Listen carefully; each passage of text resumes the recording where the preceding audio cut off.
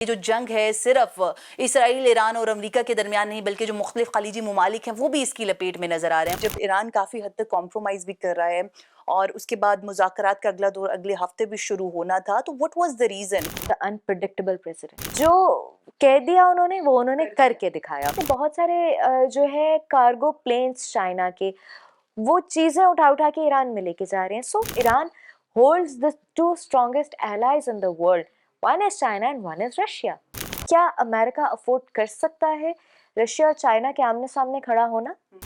अस्सलाम वालेकुम नाज़रीन, सुनो पॉडकास्ट के साथ मैं हूं आपकी मेज़बान नीलम अरशद। नाज़रीन, सुबह होते ही एक खबर सामने आती है कि इसराइल ने ईरान पर हमला कर दिया है। थोड़ी देर बाद पता चलता है कि हमला सिर्फ इसराइल की जानिब से नहीं बल्कि अमेरिका भी इस ग्रैंड ऑपरेशन का हिस्सा है। सदर डोनाल्ड ट्रंप की तरफ से सोशल मीडिया पर एक बड़ा बयान सामने आता है जिसमें वो ये कहते हुए नजर आते हैं कि अमरीकी फौज एक जामे ऑपरेशन में है, हम ईरान के मिसाइल प्रोग्राम को नीस्तो नाबूद करने जा रहे हैं। साथ ही साथ उनका ये कहना था कि हम ईरान की नेवी को खत्म कर देंगे। ईरान लॉन्ग रेंज मिसाइल्स बना रहा है जो अमेरिका के लिए खतरा है, हथियार डाल दो या मरने के लिए तैयार हो जाओ, ये कहना था अमेरिकी सदर डोनाल्ड ट्रंप का। साथ ही साथ उन्होंने ये भी कहा है कि हथियार डालने वाले जो ईरानी अहलकार होंगे उनको मुकम्मल तहफ़्फ़ुज़ फराहम किया जाएगा, ऐसा कहना था अमेरिकी सदर डोनाल्ड ट्रंप का। एक वार्निंग दी गई है पासदराने इनकलाब को सदर डोनाल्ड ट्रंप की तरफ से, और रजीम चेंज के हवाले से उसका नाम लेके एक बड़ा जो ग्रैंड ऑपरेशन है वो शुरू किया गया है। इन तमाम अमूर के हवाले से मज़ीद चीज़ें जो है वो भी दमहा बलमा सामने आ रही हैं। अब ये जो जंग है सिर्फ इसराइल, ईरान और अमेरिका के दरमियान नहीं बल्कि जो मुख्तलिफ खलीजी ममालिक हैं वो भी इसकी लपेट में नज़र आ रहे हैं। मुख्तलिफ जो खलीजी ममालिक है उसकी फ़ज़ाई हदूद को बंद कर दिया गया है। जो मुख्तलिफ शहर हैं, जो मुख्तलिफ ममालिक हैं आस पास के, वहाँ पर भी ऑन एंड ऑफ जो धमाकों की आवाज़ें हैं, जो गूंजें हैं वो सुनने को मिल रही हैं। तो सूरत हाल बहुत ही ज़्यादा पेचीदा होती हुई दिखाई दे रही है। रोज़ हमने देखा कि मुज़ाकरात चल रहे थे और अमेरिकी सदर डोनाल्ड ट्रंप की तरफ से एक स्टेटमेंट आई जिसमें उन्होंने ये कहा कि हम इन मुज़ाकरात से खुश नहीं हैं। एक तरफ तो उनकी तरफ से ये कहा गया, जबकि दूसरी तरफ उन्होंने ये भी कहा बारहा कि वो जंग जो है उसकी हालत में नहीं और वो नहीं चाहते कि किसी किस्म की जो जंग है वो शुरू की जाए। तो ऐसी क्या वजह आई कि गुज़श्ता रोज़ ये बयान आया और आज सुबह होते ही एकदम से एक ग्रैंड ऑपरेशन जो है वो शुरू कर दिया गया? और सिर्फ ये जो ऑपरेशन है ये सिर्फ जंगी जो तस्नीबात हैं या एटमी जो हथियार हैं उनके हवाले से किया गया है या और भी कुछ वजूहात हैं ईरान के हवाले से अमेरिका के दिल में? इन तमाम तर सवालों के जवाब जानने के लिए आज मेरे साथ पॉडकास्ट में मुझे ज्वाइन किया है डॉक्टर सिद्रा सदोज़ई ने, जो कि बैनुल-अक़वामी अमूर की माहिर भी हैं। Sidra, thank you so very much for your time. गुज़श्ता रोज़ हमने देखा कि एक डायलॉग जो है वो शुरू हुआ, उसके बाद डोनाल्ड ट्रंप की तरफ से एक बयान भी जारी किया गया कि हम जंग के हवाले से सोच नहीं रहे और अगले ही रोज़ ऐसी कार्रवाई शुरू कर देना। क्या समझती हैं, ये किस तरफ इशारा किया गया सदर डोनाल्ड ट्रंप की तरफ से? दो पार्ट्स हैं आपके क्वेश्चन के। पहला पार्ट जो है उसको मैं एड्रेस करूंगी, the unpredictable president. So Donald Trump is the only president आज तक की हिस्ट्री में कि जिसको प्रिडिक्ट करना बिल्कुल भी जो कहते हैं ना वो आसान नहीं है। वन वे और द अदर आज तक उन्होंने जो कहा है, चाहे वो सरकास्टिकली ही कहा है, लेकिन वो उन्होंने किया है। तो may be on the later stages, लेकिन आप ये देखिए कि अगर आप डोनाल्ड ट्रंप की हिस्ट्री को उठा के देख लीजिए तो जो कह दिया उन्होंने वो उन्होंने करके दिखाया। बिल्कुल। Coming back to the point कि from where it all started, कि जहाँ पे आपने रिवोल्ट की सिचुएशन क्रिएट करने की कोशिश की ईरान में, लेकिन आप उसमें कामयाब नहीं हो सके। उसके बाद ह्यूमन राइट्स की वायलेशन को और ह्यूमन इंटेग्रिटी को बेस बना के, और अगेन जब रिवोल्ट का सिलसिला चल रहा था तब भी डोनाल्ड ट्रंप ने कहा था कि हम ईरानियों की मदद के लिए हम वक्त तैयार बैठे और हम आ जाएंगे एंड ऑल दैट। लेकिन क्रेडिट गोज टू ईरान कि जिसने बड़ी ही वाइजली, बड़ी टेक्निकली, बड़ी टेक्टफुली ना सिर्फ ये कि अपनी आवाम को कंट्रोल किया, बल्कि उनको ये रियलाइज भी कराया कि ये चिंगारी आखिर शुरू कहाँ से हो रही है and what is going to be the end. और again Iranis being a very smart nation, उन्होंने मामले की नज़ाकत को भांप लिया था। जहाँ पे ईरान की सालमियत खुद मुख्तारी से रिलेटेड कोई भी कंडीशंस आएंगी तो ईरान वहाँ मुज़ाकरात के लिए, मेरा अपना ज़ाती तज्ज़िया और तजर्बा ही कहता है कि तैयार नहीं होगा। लेकिन ऑन द अदर हैंड जब मैंने कल ये देखा कि ईरान तो बहुत सारी शराइत को मानने के लिए तैयार हो गया था, कॉम्प्रोमाइज़ कर रहा था, and that was a very, this is very you know favourable from Iran कि जिन्होंने अपने ऊपर कॉम्प्रोमाइज कर लिया और खित्ते से एक बड़ी जो दहशतगर्दी है, जो जंग है, उसकी वो जो लटकती हुई तलवार थी उसको हटाने की कोशिश की। ये वजह कहाँ से शुरू हुई जब ईरान काफी हद तक कॉम्प्रोमाइज भी कर रहा है और उसके बाद मुज़ाकरात का अगला दौर अगले हफ्ते भी शुरू होना था, तो व्हाट वाज द रीजन? क्या क्या लग रहा है आपको कि क्या रीजन थी, इतनी जल्दबाजी क्यों की गई? नीलम, अमेरिका ने ना मिसकैलकुलेशन कर दी है इस टाइम पे, क्योंकि जब पिछली दफा ये सारा अटैक हुआ था इजराइल की तरफ से, तो ईरान का डिफेंस सिस्टम उतना स्ट्रांग नहीं था जितना ईरान का डिफेंस सिस्टम इस मोमेंट पे स्ट्रांग है। ईरान, देखिए, वी ऑल नो कि एक अरसा दराज से ईरान को सैंक्शंस का भी सामना करना पड़ रहा है। 40 साल से ज्यादा हो हाँ, गया है। तो आपको इकोनॉमिक ग्रोथ उस लिहाज से नहीं हुई, आपकी जो है एक मुल्क को फलने फूलने स्टेबिलिटी के लिए नहीं मिल रही स्टेबिलिटी आपको। नहीं है, डिस्पाइट द फैक्ट कि आप इतने सारे सैंक्शंस में रह रहे हैं और उसके बावजूद आपने रीजन में अपनी एक स्ट्रॉन्ग मुस्तहकम पोजीशन को होल्ड करके रखा हुआ है। अमेरिका ने इस टाइम पे मिसकैलकुलेशन की है, क्योंकि तकरीबन it's been a couple of months, almost couple of weeks, sorry, कि जहाँ पे मैं देख रही थी कि बहुत सारे जो है कार्गो प्लेन्स चाइना के, वो चीज़ें उठा उठा के ईरान में लेके जा रहे हैं। सो बहुत आसान है किसी भी साउंड माइंड के बंदे के लिए इस चीज़ को रियलाइज करना कि वो चीज़ें आखिर क्या है। रॉयटर्स की रिपोर्ट उठा के देख लीजिए, या इवन डिफरेंट एजेंसीज की रिपोर्ट्स उठा के देख लीजिए। सिमिलरली रशिया ने बहुत सारा असलहा फराहम किया है। तो पिछली दफ़ा ईरान के पास शायद वो कुव्वत नहीं थी जिसको हम एमिनेशन कहते हैं, कि वो अमेरिका को उस तरीके से डील कर पाता। लेकिन जिस तैयारी के साथ इस दफ़ा अमेरिका आया है, तो उसी तैयारी के साथ ईरान भी बैठा हुआ है। The reason being that Iran holds the two strongest allies in the world. One is China and one is Russia.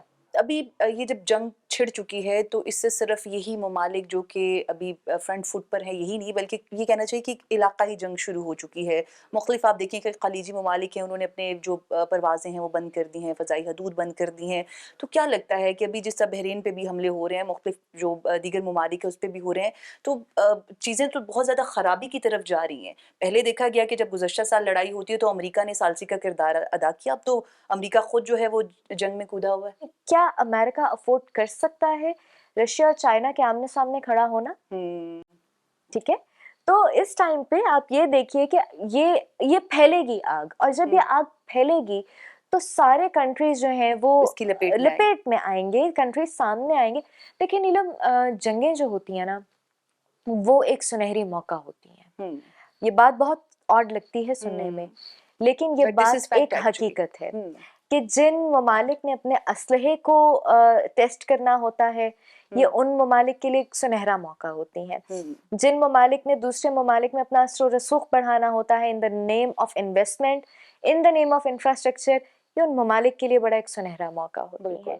तो इस वक्त जो है, again coming back to the point, कि ईरान के पास बहुत सारा असलहा मौजूद है, चाइना का और रशिया का, और उसकी टेस्टिंग का भी टाइम हुआ चाहता है। और this is the right time, this is the right time कि जहाँ पे ये अमेरिका ने गलती की है कि बहुत गलत टाइम पे इस चीज को छेड़ा। इन द लॉन्ग रन ये अमेरिका के लिए फ्रूटफुल साबित नहीं होगी। तो अभी आपको क्या लग रहा है कि अभी इस सिनेरियो में कौन आगे आएगा, सालसी का किरदार अदा करेगा? बिकॉज ये जंग अपेरेंटली तो यही है कि चंद एक दिनों की है, कोई बहुत लॉन्ग टर्म नहीं चलने वाली। तो पिछले साल हमने देखा कि अमेरिका आ गया, उसने सालसी का किरदार अदा कर दिया। यूरोपियन यूनियन आ सकता है, यूरोपियन यूनियन का एक बहुत बड़ा हाथ होगा, वो सामने आएगा। देखें, मैक्सिमम भी कोई जंग कितने अरसे चलेगी? 10 दिन, 12 दिन, अब बहुत उसको खींच के ले जाए 15 दिन। What after that? दुनिया की बड़ी से बड़ी जंग के बाद भी जो मामला है वो मुज़ाकरात की मेज पे हल हुए हैं। बिल्कुल। तो इस सिचुएशन में भी अभी यूरोपियन यूनियन का बहुत बड़ा हाथ होगा, क्योंकि अगर ये जंग फैल जाती है तो ये जंग सिर्फ इस खित्ते को इफेक्ट नहीं करेगी, ये जंग उस खित्ते को भी इफेक्ट करेगी, और अमेरिका की इकोनॉमी को एक बहुत बड़ा खतरा है। ट्रम्प की तरफ से जो इतनी जल्दी की गई है इस अटैक में आने की, इसकी वजह सिर्फ ये तो नहीं हो सकती कि सिर्फ और सिर्फ जो न्यूक्लियर चीज़ें हैं ईरान की उसको रोकने के लिए ये चीज़ें की जा रही हैं। एक इसका एस्पेक्ट जो है वो पॉलिटिकली भी देखा जा रहा है कि डेफिनेटली अभी जो ट्रम्प है उसकी वो जो पहले शोहरत थी अपने ही मुल्क में वो वैसी नहीं है। पहले तो चले इमिग्रेशन वाला सिलसिला शुरू किया, थोड़ा सा गेन मिल गया, अभी ये भी अपेरेंट अपेरेंटली लग रहा है कि मिड टर्म इलेक्शन जो है वो सर पे हैं, तो उस तरह की जो शोहरत है ट्रम्प के पास वो नहीं है जैसे पहले थी, तो शायद उसका जो गेन है पॉलिटिकल वो भी इसका एक एस्पेक्ट हो अच्छा सकता है। नीलम, जंग के थ्रू आप कभी भी जो है ना वो पॉलिटिकल फेम एंड गेन नहीं ले सकते। आप ना ये देखिए कि इस वक्त जो नेक्सस डेवलप हुआ है इसराइल का और अमेरिका का, वो नेक्सस बहुत लीथल है। दो बातें इसमें बहुत इंपॉर्टेंट हैं कि इस कॉम्बिनेशन में जो नेतन्याहू है उसका एजेंडा है ग्रेटर इसराइल, जिसके अंदर ईरान का हिस्सा भी है, जिसके अंदर पाकिस्तान का भी कुछ हिस्सा है। और जो डोनाल्ड ट्रंप है, Donald Trump is basically business entity, ठीक। Yes, no doubt. जहाँ पे डोनाल्ड ट्रंप के लिए बिजनेस है, वहां पे शायद डोनाल्ड ट्रंप के लिए पॉलिटिक्स नहीं होगी, ठीक। तो जहाँ पे एक बिजनेस एंटिटी की बात आती है, coming back to the Venezuela situation, कि जहाँ पे वहाँ पे भी बिल्कुल ऐसे ही हुआ। ह्यूमन राइट्स की सिचुएशन से बात शुरू हुई थी, और होते होते उनके जितने भी ऑयल सेल परचेज और जितने भी उससे रिलेटेड मामला थे, उसको डायरेक्टली ट्रंप जो है वो डील कर रहे हैं।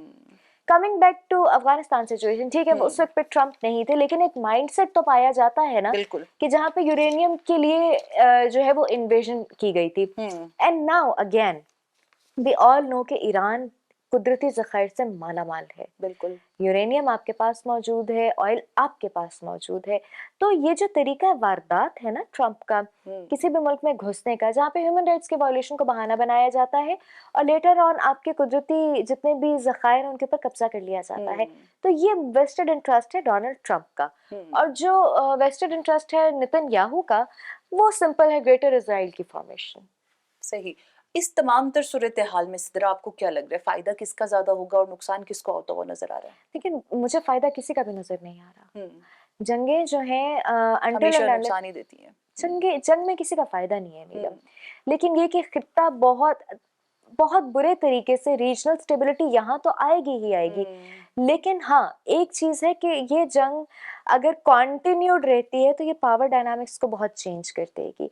अगर अमेरिका इस जंग को प्रोलॉन्ग करने के लिए की हैसियत में नहीं रह पाता, ऑब्वियसली अमेरिका की इकोनॉमी एट स्टेक है, तो आप ये देखिए कि अमेरिका के पास से पावर निकल के इस वक्त एशिया के अंदर जो है वो ऑलरेडी आपके नेक्स्ट सुपर पावर्स बैठी हुई हैं। बिल्कुल। तो आप it's a whole shift of power dynamics, जो कि अगर जिस किस्म की सिचुएशन चल रही है, तो मैं देख रही हूँ कि एक पावर शिफ्ट आने वाला है। सही। क्या लग रहा है कब तक जारी रहेगी, और ऐसा लग रहा है कि अमेरिका ही कूदेगा बीच में और मुज़ाकरात की बात भी करेगा कि बहुत नुकसान हो गया, बहुत कुछ हो गया, तो let's sit on the table again? अब जिस तरीके से ईरान ने रिटेलिएट किया है, तो डेफिनेटली जो है वो कुछ चीखें तो वाशिंगटन से सुनाई देंगी। तो इंशाल्लाह we are hoping really good. और मुझे पाकिस्तान का किरदार क्या होगा? देखिए, पाकिस्तान ने जो है पहले, पाकिस्तान की पॉलिसी कभी भी ऑफेंसिव या अटैक पॉलिसी नहीं रही। जब पिछली दफ़ा ये जंग लड़ी गई थी तो आपने देखा कि तशक्कुर पाकिस्तान के नारे तो पार्लियामेंट में भी लगे थे, और पाकिस्तान ने हमेशा जो है वो डिफेंस से भी पहले जो है डिप्लोमेटिक चैनल्स को एक्टिवेट करने की बात की है। तो इस टाइम पे भी जिस तरीके से पाकिस्तान, मैं कल देख रही थी जो डोनाल्ड ट्रंप ने कहा है, हमारे चीफ फील्ड मार्शल की बहुत तारीफ की है, और हमारे he always praise। तो मुझे लगता है कि पाकिस्तान के पास बड़ा सुनहरी मौका है, क्योंकि डिप्लोमेसी, क्योंकि हम लोग अल्हम्दुलिल्लाह पोस्ट मई 2025 तो हमारी डिप्लोमेसी तो वैसे ही मशहूर हो गई है पूरी दुनिया में। We are famous for that now. Yes, and we are famous for our zealousness and our bravery. बिल्कुल, और इंशाल्लाह अल्लाह पाक ऐसे ही रखेगा। तो thank you so very much सदरा आपके वक्त का। सो व्यूअर्स, आज के पॉडकास्ट में हमने बात की अभी की जो रीसेंट सिचुएशन है जिसमें अमेरिका, ईरान और इसराइल एक दूसरे के आमने सामने है। मसला जो है वो इन तीन ममालिक से शुरू हुआ, लेकिन इसकी लपेट में जो दीगर खलीजी ममालिक हैं वो भी आ चुके हैं, और जंगों में एट दी एंड नुकसान जो है हमेशा कीमती जानों का होता है। अल्लाह करे कि जल्द ही कोई ना कोई यहाँ पर सालसी का किरदार अदा करे और खत्ते में अमनो अमान की जो सूरत हाल है उसको मुस्तहकम किया जा सके। मुझे दीजिए इजाज़त, आपसे मुलाकात होगी नेक्स्ट वीडियो में। टिल देन अल्लाह हाफिज़।